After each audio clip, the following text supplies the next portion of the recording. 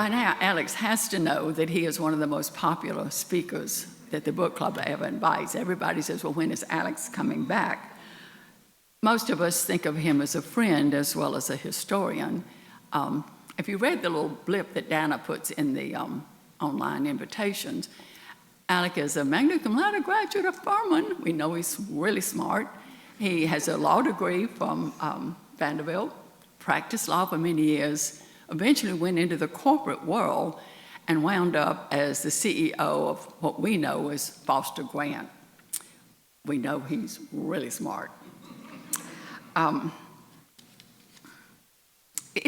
know several people from Furman who are here. You also know that Alec has served, just learned 14 years on the Furman board. He chaired that board. I've heard rumors that President Elizabeth Davis has you on speed dial. If Furman needs anything, they call Alec. So that's kind of his resume. But I thought I'd just take a second, since we feel like we know Alec. I learned things I did not know when I talked to Susan. Alec and Susan have fostered 12 children over the 50 years of their marriage.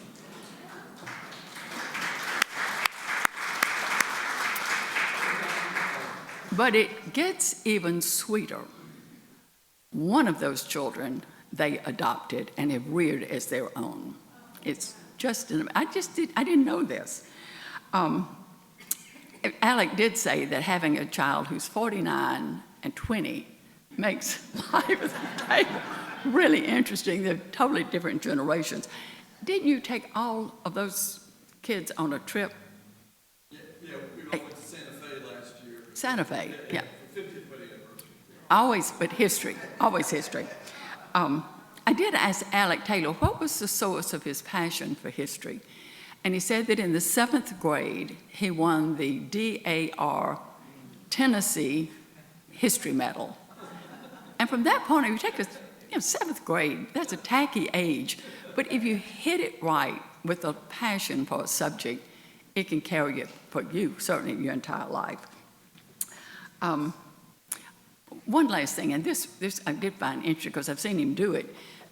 Alec is an avid cyclist, and I don't think he ever starts the car in Charleston. He crisscrosses the streets, left and right. And Susan, and Alec too, were telling me that several years ago, with a lot of sweet talk, he got Susan to bike with him for 13 miles through the Gettysburg battleground. That is... Susan, you are a very good wife. Please join me in welcoming Alec Taylor. Wow. Well, thank you, Emlyn. There's a few people in life who you learn never to say no to, and Emlyn Sanders is one of them. The other one is my wife. So, it's good. It's good to see so many friends and good faces. I don't know. It's just great to be here. All of our travels involve some little piece of history, going to follow American history. So I'm going to tell you a little bit about that. But tomorrow, we head straight back to Charleston from here. We're going to Bermuda in the morning, and there is an exhibit at the old Globe Hotel there called Renegades and Runners, about the blockade runners. If you'll remember one of my prior book reviews, these boats would come from Liverpool with blankets and uniforms and guns, and they would get off in Bermuda, since it was still part of the UK, and they would transfer them on to blockade runner boats, faster boats that could get through and come to Charleston and Wilmington and such. And so we're going to go see tomorrow, we'll probably get there on Wednesday, but we're going to go see the exhibit about rogues and runners in Bermuda. So that ought to be good fun. This is a really good book called Valcour, the 1776 campaign that saved the cause of liberty. So you're going, I don't know if anybody knew much about this. I did not know anything about this, but things are prone to hyperbole, but this really may have been one of the most pivotal battles of the Revolutionary War. And, our old friend that we've talked about before, Benedict Arnold, was the guy who did it. At that point, he was fighting for the colonies before he changed sides. But great story, and we'll jump right in. So let's talk first about the author, Jack Kelly. I don't know if anybody knew him. Some of you better historians than me probably do. Award-winning historian, author of fiction and nonfiction titles, which not everybody in history does, but he's got a book now I'm going to double back and read this. Just the title was so interesting, Band of Giants, the Amateur Soldiers Who Won America's Independence. How about that? That's a pretty auspicious title. And so to add to this, as we'll talk in a minute, the 250th year of the battle on Lake Champlain at Valcour Bay occurred October 11th, 1776. So we're coming up to the exact 250th anniversary. And so I have persuaded Susan, they're having an event at Fort Ticonderoga, and this author is going to be there. So we're going to go back for that. And I'll get my book autographed, presumably at that time. I'm almost nervous to tell him, I reviewed your book. We'll see what he has to say, but it's going to be really cool to go by there. And if nobody has been to Fort Ty and you find yourself in sort of upper New England, go. It is really worth visiting. And even if you can't go, get online. They have some of the best series online of speeches and reenactments and all sorts of stuff at Fort Ty. And so get online and do that if nothing else. So, why did I get interested in this, or why did I read this book? Well, it starts with this Benedict Arnold curiosity. You'll remember I reviewed a book before about the battle for Quebec City on New Year's Eve, 1775, where Arnold and Richard Montgomery led this charge up the city, in walled city of Quebec City, and almost captured Quebec City. I really think Arnold had a fascination, a desire. He would refer to it to George Washington. He called it the 14th colony. He really wanted Quebec to be the 14th colony. And he did not get over that. So you'll see some more when we visit about this.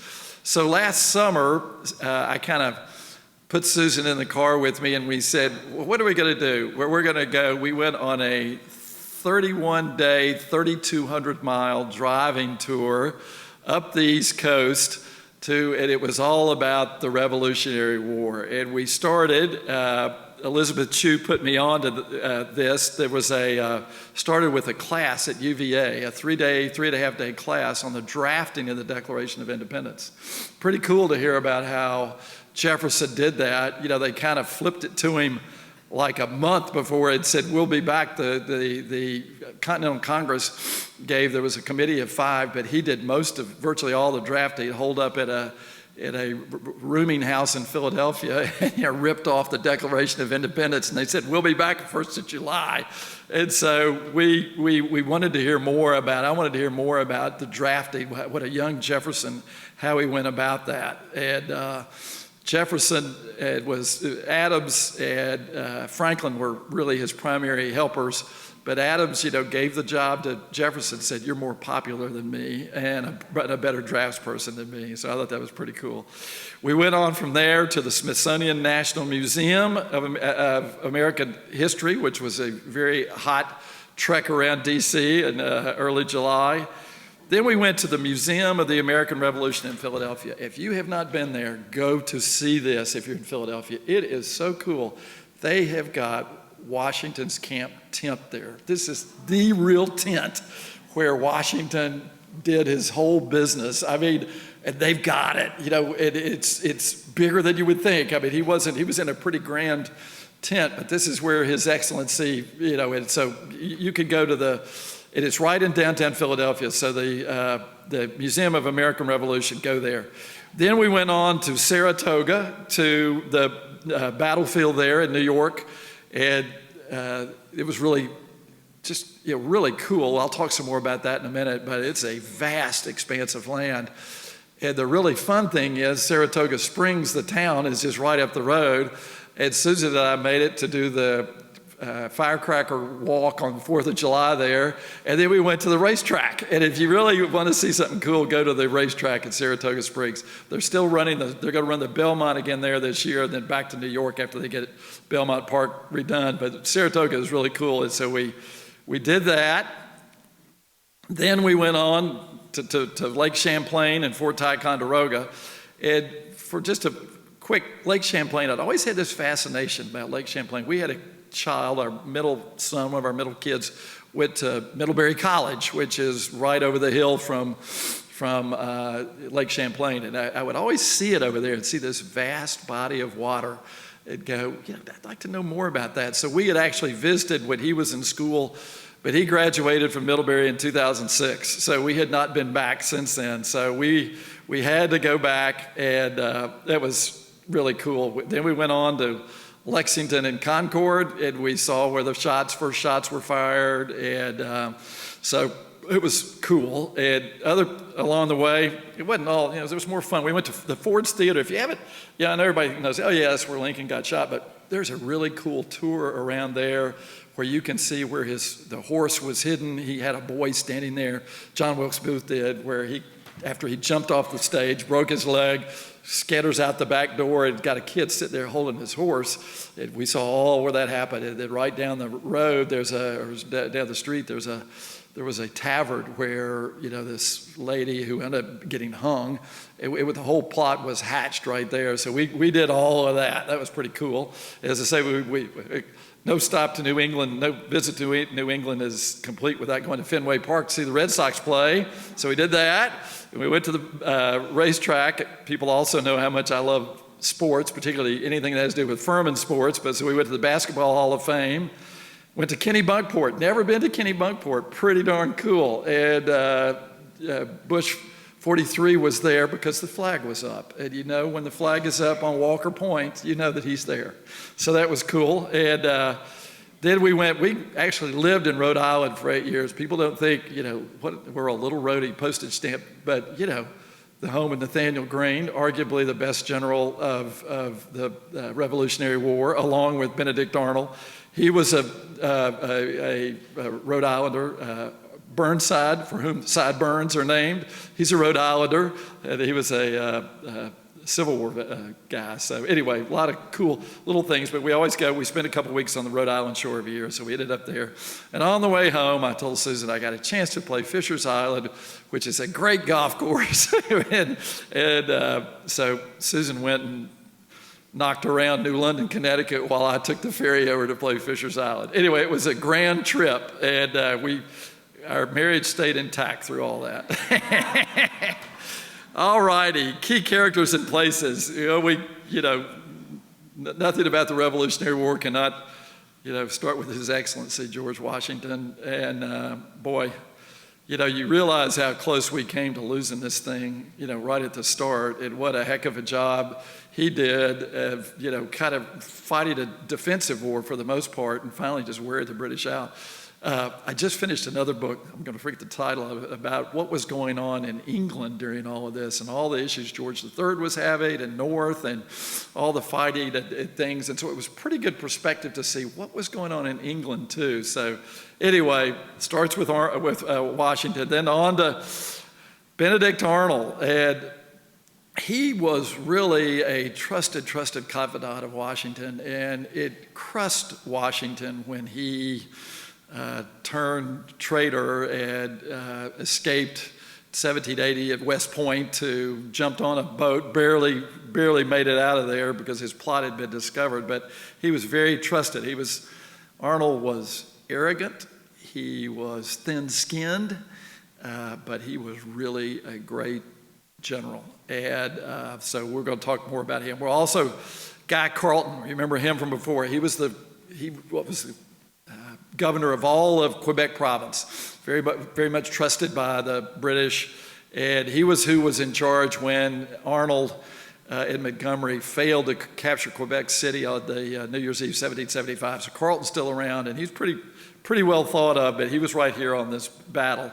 Now, Lake Champlain, again, beautiful, beautiful body of water, stretches 120 miles long, 30 miles wide, 400 feet deep. Susan and I took a cruise on it. It's really vast, and it extends all the way from the Canadian border through Vermont to upstate New York, and it kind of forms the border between New York and Vermont.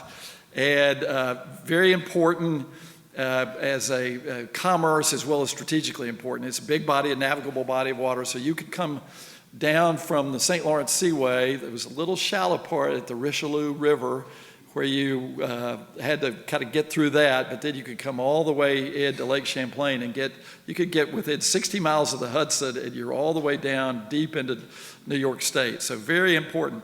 Has been referred to from time to time as the sixth Great Lake.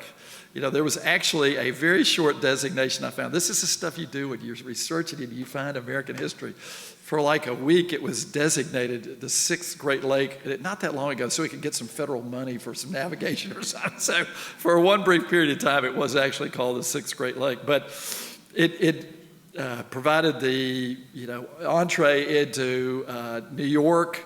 And of course, at this point, the Brits controlled New York City.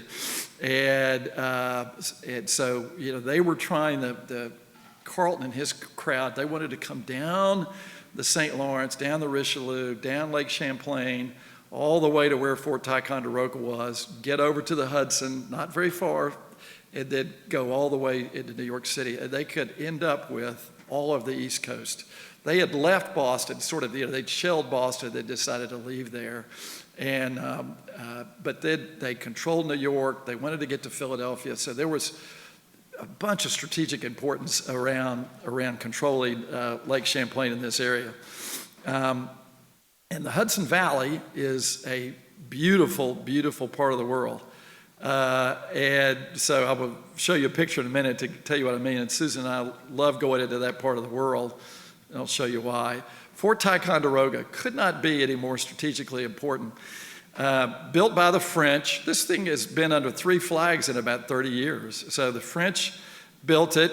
It's at the south end of Lake Champlain. It is a vast, vast structure. I mean, you're talking about a great, great big fort that would house hundreds and hundreds of soldiers, and right at a strategic point looking down Lake Champlain. But it was occupied by the French, the British, and the Americans, but had been captured from the British in 1775 by that old rabble-rouser Ethan Allen and the Green Mountain Boys. So, there's another one who's another interesting guy, not all that popular, frankly, but he was able to take back Fort Ty. Then Valcour Island. Okay, we're getting now down to what this is all about. Valcour Island is an island in Lake Champlain. It's the 4th largest island in the lake. It's about 2 miles long and 1 mile wide, and it's on the western side of the lake. It's on the New York side, and it has several protected bays, deep channels, but for anchoring.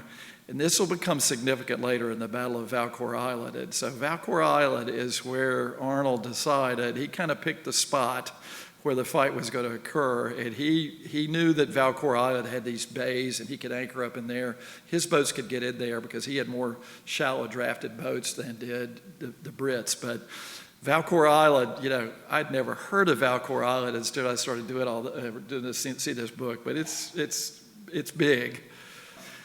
So what's going on in the Revolutionary War then? Not great for the Americans. Things are not going good. Everybody's gotten excited by the Declaration of Independence and all that, but Washington is having lots of problems. In the New York campaign, Britain forces Washington to retreat from New York. This happened, I think it was like October or so, and Washington barely escapes from Brooklyn Heights after being defeated, and he just saved the Continental Army there.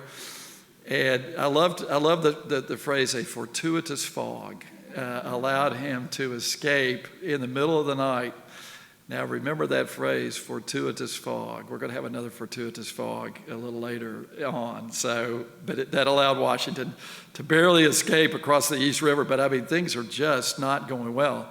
And Continental Army had abandoned, as I mentioned, abandoned Boston. And the actually little Fort tie-in here, Henry Knox, the Hannibal of America, had drug cannons from Fort Ty all the way to Dorchester Heights in Boston, and used those cannons. I mean, it must have been a heck of. I mean, this was not a short distance either. He's way up. He's going all the way down. It's in the bad weather, but he gets these cannons down, and they are able to shell the British Navy in Boston Harbor, and they leave. So big assist then from Fort Ty, the cannons there that Knox was able to drag down. But the loss of the New York campaign and then retreat from New York left the colonists. Morale was very low at this point. And seeds of doubt were being sowed about Washington. Was he the right general?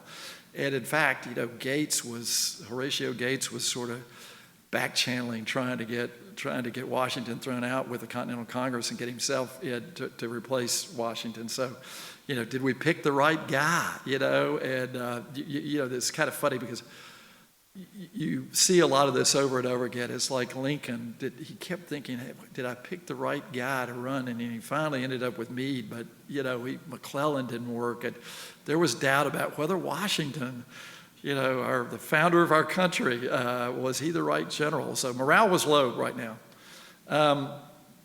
The 1775 victories at Lexington, at Concord, and Bunker Hill seemed long ago, So again, the colonists are feeling pretty down. And the British, this is always a problem, overconfident. They had this big, vast navy. They had all the redcoats. They had the money. They were the masters of the sea, masters of the universe. They did what no one should do when you're fighting somebody who's trying to fight for their own independence. They underestimated the Americans. They thought that we're just going to come in here and lay waste to them. And they really thought that this battle on Lake Champlain and what happened there was going to be that they were going to come down Lake Champlain, come down the Hudson River Valley, and this was going to all happen. It was going to be quick and over. All right, so the British controlled New York City, and the Hudson River Valley and the northern colonies, were laying there, and they're thinking, we could take all this. We've got Canada, we've got Quebec province. We just need to kind of connect up the two. And so if they could control the Hudson River Valley, the British could easily reach Albany and then on to New York. So I show you this house to show you how beautiful the Hudson River Valley is, and that is my sister-in-law's house. So, when you say you're going to go on a trip with your wife and you're dragging her all these places, she said, we're going to spend one night at my sister's house. And I go, oh. So, what are you going to say? 31 nights mine, one night her. So I go, okay. But she and her husband, her husband's a Tony Award-winning actor, and she's an accomplished actress. They've had this house they kept sort of adding on to. And so we stayed there one night, but it's what you see. This is an hour north of New York City, what you get at this beautiful Hudson River Valley. You see homes like this, but it's very bucolic, really cool. All right, Benedict Arnold, man alive. You could go on and on about him, a very complex figure. As I said, he had fought on December 31st, 1775 to take Quebec, missed it by Montgomery got killed, and Arnold gets wounded, and he gets removed from the field of battle, and it leaves behind a quartermaster as the ranking officer, where quartermasters are the ones in charge of getting the food and the horses and all the other stuff. They're really good at logistics, but they're not good at fighting. And so the quartermaster guy who's left in charge sees all this going on, billets of flat, and it's in a snowstorm, as you might imagine, in New Year's Eve in Quebec. And so he withdraws, and they actually continue to control Montreal, but they lost. They lost the battle for Quebec City, and I think this really bothered Benedict Arnold. As I said, massive ego, thin-skinned. He was not going to let this go. And so after recuperating from his injury, he begins building a ragtag American fleet to defend what everybody is anticipating, this invasion down the Lake Champlain, the St. Lawrence Seaway to get into New York. They all knew it was coming, but we had virtually no Navy, and of course the Brits sailed the seas, but not as well as they thought. All right, and so to close the loop on Arnold, following the Battle of Valcour Island, he and General Gates led the colonial army to the greatest victory to date then, defeating Burgoyne at Saratoga in 1777. And that was a massive, massive win. A lot of people refer to that as the turning point of the Revolutionary War. It was kind of the Gettysburg of the Rev War, what he was able to do there. And Philip Schuyler was also in that group. And that was really big. So here we have, Benedict Arnold trying to take Quebec City, just barely missing. Then, as we'll get into, defending Lake Champlain and thwarting the Brits long enough to keep them from coming down to New York. He put up enough of a defense to keep that happening. And then he goes to Saratoga to win there. He's really, the guy. He's General Washington's guy. But he was never quite getting the recognition that he thought he needed from the Continental Congress. And he couldn't even get his expenses reimbursed. He was coming out of pocket for a lot of this, and they would be. Of course, we were broke. The country was broke, but they couldn't get him reimbursed. A lot of people would also say, "Well, hang on a minute. I get it that he was good at fighting over land, but at sea, well, he was a wealthy guy, and he had a whole merchant marine group of ships that went up and down the East Coast trading, and so he was good. He knew sailing as well as he did soldiering, so." It was not too improbable to think, when I started in on this, I thought, good Lord, he couldn't have been that good at sailing. No, he was good at that too. He was really, really accomplished, but never in his mind quite got the recognition that he deserved. And then, as we all know, he became a traitor in September 1780. Interesting little sidebar I ran across. He had two wives. His second wife, Peggy Shipp, was probably who got him to defect. She was from a Loyalist family in Philadelphia. But he had 3 sons from his first marriage. His first wife died. All 3 of those sons fought in the War of 1812 for the British and were in Washington. One of them was in the White House, where the White House was burned and Madison chased out. So, and I think it was Benedict Jr. who was there. So these are the little funny things you find out when you're reading American history. So cool. Okay. The American Navy on Lake Champlain in the summer of 1776 was really just ragtag, to say the least. 2 schooners, which are double-masted ships, a sloop, which was single-masted, and each one with 1 cannon manned by inexperienced crews. I'm sure the Brits were shaking in their boots when they heard about this vast army.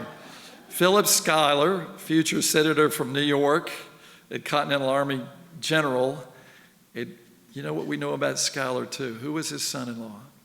Alexander Hamilton, yeah. And who did he lose he was first a senator, but then he lost his second campaign, lost to Benedict Arnold. And he said some bad things about Schuyler, Arnold did. And some of that was at the root of the duel between Alexander Hamilton and Hamilton. So when Benedict Arnold and Hamilton, there's this relationship that comes through Schuyler. Schuyler was a wealthy guy, Dutch, lived in Albany, but he was in on the middle of all this and around, to help. He was very good at logistics, at getting things done. So they come to New York, and they find this little ragtag navy, and they say, golly, we have got to get something going here because, as the old saying goes, the British are coming. And they knew they were going to be coming. So there is what a gondola looks like. And that's the Philadelphia. The Philadelphia is just a drawing, but the Philadelphia fought in this battle of Lake Champlain. Single-masted, about 60 feet long, I think, could have several cannons, manned by, 2 dozen men, 3 dozen men, something like that. But pretty crude, these are not sophisticated ships, but they are shallow drafted, so they could get around and get into these shallow bays. So carpenters, shipwrights, and sailmakers all get to Skenesborough, which is now Whitehall. New York. And what is Whitehall, New York known as? It is known as the birthplace of the American Navy. And you go, huh? I thought that was like Annapolis or something. You know, landlocked, New York State, Whitehall. Well, this is where this Navy started getting built, and they have claimed the title of birthplace of the American Navy. You know, so improbable as it might be, you could be driving along in New York State and go by the birthplace of the American Navy. But that's where it was. It's right at the tip of Lake Champlain. And so Schuyler and Benedict Arnold get there. They go, mercy, we've got to get going here, and we've got to build out a Navy because we don't have much time. So they got there in mid-July.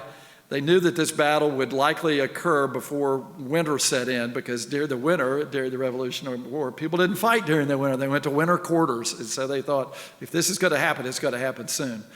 So he ordered he got there, got the pace of the work picked up. This is Arnold. He got, in addition to these more gondolas being built, he built some 70-foot long row galleys in addition to the gondolas. The row galleys were equipped with 2 masts, so faster, more wind power, and 9 large swoop oars, so they could move around pretty quickly. You could oar them, or row them, or they could catch the wind. And so they were also bigger, so they could carry more cannons than could the gondolas. So by September, the American fleet was 15 to 16 boats. Now you think, wow, that seems pretty small, but when you think they started with about 4 boats when Arnold showed up, Arnold cracked the whip. I don't think he suffered fools or lazy people lightly, and so he really got these shipwrights and what have you going, and they built out this Navy. But the British fleet was between 25 and 34 vessels, much more sophisticated. Additionally, British ships had more and bigger cannons, more gunpowder, and more and better experienced sailors. And they were led by Carleton, who I've spoke about earlier, but Carleton was sort of he was the political figure, and he was experienced at sailing, but he had a younger guy under his command, Captain Thomas Pringle, and Pringle was really in charge of the British fleet then. Now, Pringle was decorated, knew what he was doing, been on the water a long time, but he'd never fought a big battle before. So this worked to Arnold's benefit. Also, keep in mind, the British fleet was very experienced on the ocean. They were not experienced in a lake. Lake Champlain is big, but you don't have the turning radius, the size, and everything else that you do. And we'll get in a minute, but they built some of their boats. They built very hastily at the end to get a lot of firepower, and they never were able to give them on a test run, a dry run, and that also worked to Arnold's good fortune. So he was facing this vast Navy, but maybe not quite as good as they thought. Once again, the British overconfidence. All right, so let's keep in mind here the St. Lawrence Seaway. Just think about it. It comes down, way up at the upper side of Quebec province, comes down and connects all the way to from the Atlantic, goes through this Richelieu River to Lake Champlain. It hadn't been built yet, but later in the middle of 1816 or so, there was a Champlain Canal built. It's still there, and you can go, and it connects the tip of Lake Champlain to the Hudson. And so by then you could go all the way down, about 60 miles. So they were going to have to figure out how to get that way. But the British had force, and so if they'd been able to get to the end of Lake Champlain without being thwarted by Arnold, I have a high degree of confidence they would have gotten over to the Hudson and gotten down to New York. So they had to be stopped. And if they didn't, as the author said, this was what saved the cause of liberty, because Arnold put a stop to these guys, and we'll talk about how. So there's a little map. So keep this in mind. Now, something I fought the whole time is the Lake Champlain and the St. Lawrence and the Richelieu, they all flow from south to north. We think of rivers, like the Mississippi, north to south. Not here. They go the other way. So when you're talking about sailing up the St. Lawrence, you're really sailing down the St. Lawrence as we think about it. But you see there the vastness of it, and you can see along the way. You can see Valcour Island in there. That's where this big battle we're about to get to occurred. And you see all the way down, from Quebec all the way down to Albany. So again, essential body of water, big, important, strategically and for commerce. All right, let's fast forward now to October. Here we go. We're going to get into it now. The American Navy is launched on Lake Champlain, and Arnold is commanding. The British fleet commences its journey from Canada down the St. Lawrence, running south to north through the Richelieu River, and enters Lake Champlain on October 9th. Now, the Richelieu isn't as deep as the Lake Champlain or as deep as the St. Lawrence. Literally, the British were taking boats apart and putting them on big, carrying them with oxen and driving them on wagons, dragging them through these shallow areas of the Richelieu. But that's what the British, they had enough, manpower and what have you to do that. But they had to get through that, but they figured that out. So on October 11th, remember that date, that's the big date, he's positioned his ships in the harbor at Valcour Bay. He picks Valcour Bay out. It's sheltered, so he's in there, and Carleton and Pringle don't know where he is exactly. They know there's a lot of rumors going on. We'll get to the Indians in a minute, because the Indians were around in all this time too, but there's a lot of talk going on. Where is he? So he was hiding out in Valcour Bay, but it was never his intention to avoid the fight. Not Arnold. He liked a good fight. And so one tactical thing I didn't quite understand, he sent 2 ships out to draw the attention. Well, those ships got just slammed, and so he saw what he was up against. And in fact, he had to bring them back in, and he grounded them and then set them on fire.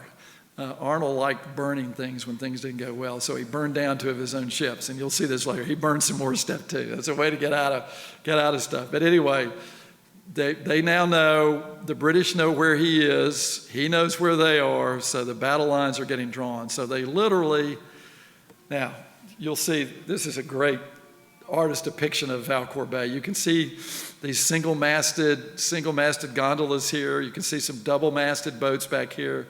And in the foreground, you can see some of the larger British ships. But I think this is really what it was like. And, think about this. Between the 2 navies, there are 35, 40 ships. I mean, it's really a big, big undertaking that's about to occur. So around midday, the British, and a lot of this depends on what's going on with the wind, they were able to jockey their boats around and get broadside. And so they wanted to get broadside to the American Navy, and they did. The cannonading begun, and it went on for 7 hours back and forth. And it was said that you could hear it 30 miles away. It was so loud, and it was continuous. And they said at the end of that day, the survivors on the American ship were completely black with gunpowder and soot and exploding shells. And I just can't, this is why you should read the book. I cannot underestimate how ferocious this was. They were slinging lead at each other, big lead balls, and going back and forth. And even to the point, they would heat these balls up. They had like big furnaces on some of these boats, and they would heat them up. And I don't know how they carried it, but then they'd put them in the cannon, fire them away, and then it would not only hit the other guy, but they would set them on fire, And so there was quite the fight that went on all day long. And amazing to me that Arnold only lost about 60 men. It's been estimated he had 700 to 900 men there, but there were, guys getting their heads taken off instantly and limbs going off, and the custom then was if a person was killed in the fight, he was immediately thrown overboard. They thought it was bad for morale to have this corpse sitting there, so they go, that's a dead one, over he goes. And so it was pretty tough stuff going on. So by nightfall, the American Navy had lost about 60 casualties, and the British about 40. And we had faced this British ship. They had built an unbelievable grand vessel called the Inflexible. it had 22 guns on it. When you think most of our boats had 1 to 2 to 3 guns, even the British boats had 6 or 8. They built this vast ship. But this is a ship they built specifically, but it was built to ocean specifications, and it was put on Lake Champlain. And so it had not been through a dry run, and so it was out there firing away, but it was very immaneuverable, and they were having the hardest time getting it positioned because it was really almost too big for the fight. But I know they said, you read accounts that said when for the Americans, it came into the fight late in the afternoon. When it came into view and they saw these vast, masts and this big boat with all these gun turrets sitting at them, you had to be either brave or crazy. And I think Benedict Arnold loved it. I think he was jumping between boats. I mean, he had a little schooner that he would run between, and get rowed between boats. And it's amazing to me that he didn't get killed because he was going around and around of ship to ship. And they fight all the way to dark. And then, they have to stop because they just can't see each other anymore. But it has been, we've taken quite a beating and have only a handful of ships left. But it's not to say that the Brits didn't take it too. Their fleet was damaged. They had guys killed. And so we got the worst of it, but, we were still standing, and the Brits knew they had a fight. And this was a great surprise to them. They were so confident of their naval superiority that they were really pretty surprised. So what happens next? Well, you could see there's Valcour Island. You can see where the American fleet is. See where the British fleet, as I say, they kind of lined up broadside to one another. And it's dark. And Arnold knows, I can't recommence this tomorrow. I do not have any means to do this. I need to get out of Dodge. So he had a fortuitous fog. And it rolled in, and he was able to sneak around the side of Valcour Island between the Navy and the British Navy and the Valcour Island. He was able to sneak his little, and without getting detected. They were putting cloth on the oars so they could oar without being heard. And, the masts were down, and they were doing everything to avoid detection. But the best thing they had going for them was it was foggy. And they were able to escape and head south with the destination being, we've got to get to Fort Ticonderoga. We know we occupy that, but it's 35 miles south. And so Carleton and Pringle wake up the next morning and getting ready. They think, we're going to finish these guys off. And they go, where the hell are they? They're not here. And they're going crazy. They gave us the slip. Darn, Arnold gave us the slip. And so they trying to figure out what the heck's going on. And they finally get word from somehow down shore that, no, they're heading that way. Well, now it becomes an outright race to who gets to Fort Ticonderoga first. So you can almost imagine it's a 2-day race. So they've got about a half a day head start with their little beat up gondolas and leaky boats. And they're trying to get to Fort Ty. The British Navy pulls anchor, and they go, we're going to get this guy. So they take off after him. And it's literally a race to get to Fort Ty. And I tell you, if you want somebody to be in charge of something like that, you get Benedict Arnold, And so they race down the river. He does lose one boat, gets captured, sadly called the Washington. And but he is able to get most of his fleet into there's another fort down there called Fort Crown, as well as Fort Ticonderoga, and he was able to make it down that far. And the British, were super frustrated. But by the way, his boats, once he got to Fort Ty, what did he do? Ran them aground and burned them. So he said, they're not going to take, he got all his cannons off and what have you. And, but he was able to escape and get to Fort Ty. And so Carleton is sitting there. He's got his own boats damaged. By now, he's third week of October. They actually had some snow on him, one night during all this. And Carleton decides, I'm going to go to winter quarters. I'm not going to try to go proceed down, get over to the Hudson, get down to New York, maybe next spring. But so he goes back up the Lake Champlain, back to Richelieu, back up to Quebec.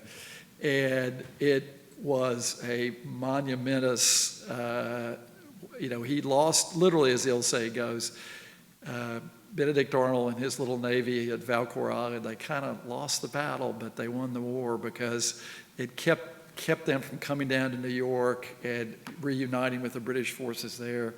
It's just a fascinating story of what Arnold was able to do. Sadly, of course, he waited a year, and then he went to Saratoga, won that one, had to sort of go back home, see Peggy, his new 19-year-old wife, but that was a heck of a story, and I would just commend two things. Read this book. It's short. It's fun. It's not too military. It's really, this guy has a really good knack. You could tell he was a fiction writer. He ends every chapter. He just drops a sentence, and you go, I got to read on. This is too good. This is too good. He teases you with what's coming next. The other thing I would say, do if you get to that part of New England, go to Fort Ticonderoga in Lake Champlain. It's just beautiful. Don't go in the winter. Go in the fall or spring or summer, because it is really cool. And if you can't do any of that, get online to the Fort Ticonderoga website, because there's a whole bunch of good programs and stuff that they've got on there, and you'll find something out about something with American history that a lot of you might not have known a lot about. So anyway, there you have it. Happy to take some questions.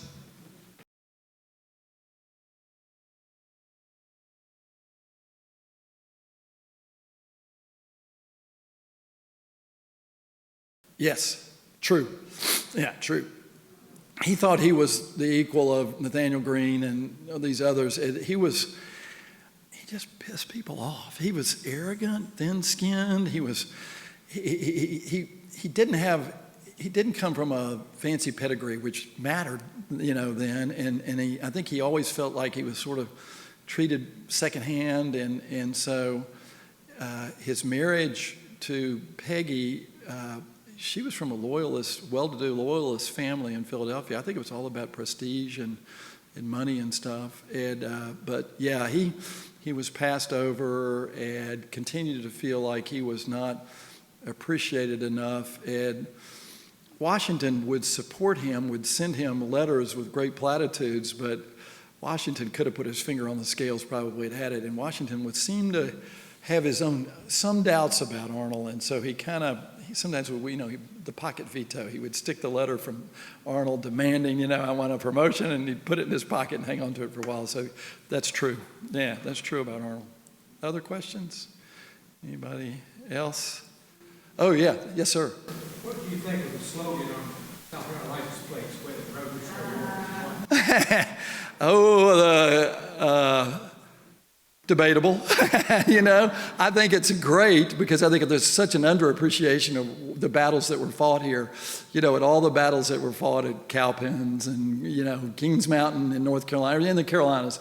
And so, they were smaller battles. They weren't these grand, when they weren't around the big cities like you thought around New York and Boston and Philadelphia, or big sea battles like you had here. But clearly, the Southern campaign and what went on here was pretty amazing. And I always tell, so some of my, back to Emily's thing, my quadruple great-grandfather was named Nathaniel Greene Taylor.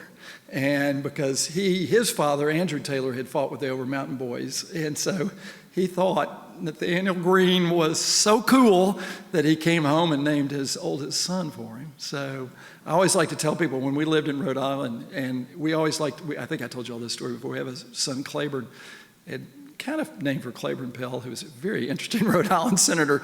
But we would tell people when we lived in Rhode Island, well, we've got two of our boys are named for Rhode Islanders, Nathaniel Greene, and because we have our oldest son is Nathaniel, and our middle son is Claiborne. So anyway, it's a great license plate logo. How about that?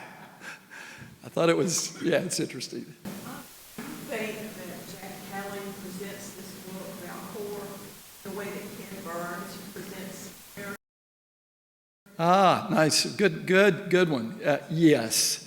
He has that way of Burns doing it, of telling the story, and I think it's a lot like Burns. And also, I give the fact that this guy that Kelly writes fiction, that he knows how to stretch the story. And he would end, you'd be through all this stuff, and he would end with like a 5-word sentence that would go, oh, I can't stop now, I gotta go. So I think taking a page from Burns, complete aside, Susan, I just got through watching, people watch Nuremberg yet? If you don't watch that, boy, that's really good.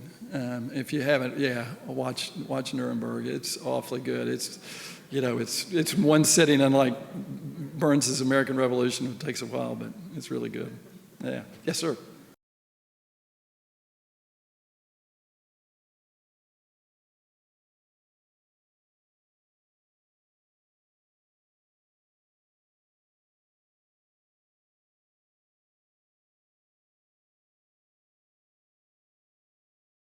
Yeah, I think so. I think the supply chain, you can't underestimate how important from a commerce perspective that whole area was. Yeah, it was navigable, other than getting around the shallows of the Richelieu. So yeah, I think very clearly the fact that the British Navy was so vast it could control that, and that we hadn't been able to beat them at Quebec City, that was a real threat. That was a real threat to Washington, and to have the mighty British Navy sitting up here and the ability to come down and cut off, supply chain and everything else. So yeah, kind of like Vicksburg. I think it's a good, I focus too much on the eastern part of the Civil War because it's more what we know, and not, Shiloh and Vicksburg and all those, but yeah, a lot of stuff going on over there too, including that's where Grant kind of earned his spurs.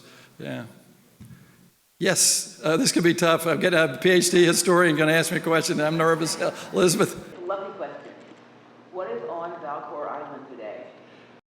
I don't know. Good question. I don't know if it's been commercially developed. I hope not. I will tell you an interesting fact. I didn't touch on this. You couldn't, the Brits had done a good job. The Indians were very pliable during this point in time. They would fight on either side kind of based on who paid them off the most or treated them the best. The Brits did during this battle.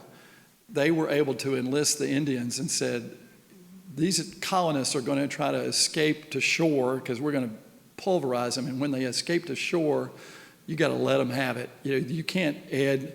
Arnold knew that shore was not safe. So after that night, rather than trying to put ashore and burn everything then and run down the Lake Champlain, he said, the Indians are waiting on us there. They were on Valcour. So he said, we're going to have to sail our way out of this. We can't run our way out of it because the Indians were on Valcour Island. Elizabeth, that'll be a good, when we go up there October 11th to see Mr. Kelly, we'll find out. I'll give you a follow-up report. Yes? Do you think if Benedict Arnold had not been a traitor, would he have been remembered and commemorated for the escape route away? Yes. To get Fort Ticonderoga? I think he would have gone down as one of our great generals. I mean, you think what he did. You think that, that he won Saratoga. I mean, that was him and these two other guys. He was unrelenting, the way that he would go after stuff. And he was just a badass guy, and I think he would have. I think that what we know so little about Valcour and the escape and all that, we've heard about, the escape from Brooklyn Heights and across the East River our whole lives. And you don't know anything about this. Why? Because it was Benedict Arnold, and people just wanted to bury the story of Benedict Arnold. They were so embarrassed about it. It's the whole story of him escaping. I mean, he literally ran and jumped on a barge that was waiting on him at West Point. And this was when West Point was not the military academy. It was just an important place in the Hudson River. But he barely got out, left Peggy behind. And Washington, she was in Philadelphia. He gave her the choice. Do you want to, you can go with him or, but you can't, you can't just stay here. So she ultimately went to, and then he went to England and was not revered. He came back and fought twice. He fought in 2 different battles for the British in the U.S. Yeah, he was in 2 different, they weren't, huge significant battles, but he came back and fought for the other side. And Washington had a standing order: if he's caught, hang him. Right then, hang him. He was really hurt by having somebody like that turn traitor on him. I think of natural death. I think of natural death in England. Yeah, it's funny because his first wife died, had 3 kids. That his second wife, Peggy, died of cancer in her 40s. And he had, a number of kids, and he never quite gained, he gave up all his prosperity when he went to England, and I think he thought he would be, revered there, but he, once again, in his mind, underappreciated. Where's my knighthood? It didn't happen. And, where's my riches? It not happened. And so he kind of had to scrape around the rest of his life to kind of make a living. Lived in rented houses and stuff. Oh, one other thing, just thinking of stuff. Susan and I, when we were in Paris last summer, we loved to go to Paris, and I sold my business to a French company, so we end up there. We try to end up there usually once a year if we can. And so I wanted to find, I'd always heard about it, where the war ended, the Treaty of Paris. And you think, oh, well, it had to be Versailles. No, the Treaty of Paris was signed in Paris, 2 years after the war ended, 1783. And it's like at 2 street corners, And we found the historical, I had drug scissors, I said, we are going to find where the Treaty of Paris was signed. And we found, finally, there's an historical marker there like you'd see any place, that, oh yeah, the Treaty of Paris was signed right here, but it was not signed at Versailles, which I always thought anything big that happened in Paris, treaty-wise, or, was always, it had to be at Versailles. But no, it was signed in some, just some house in residential Paris. Kind of funny. So American history leads you to a lot of different things, I'm telling you. Anything else? Well, thank you all very much. Great being with you again.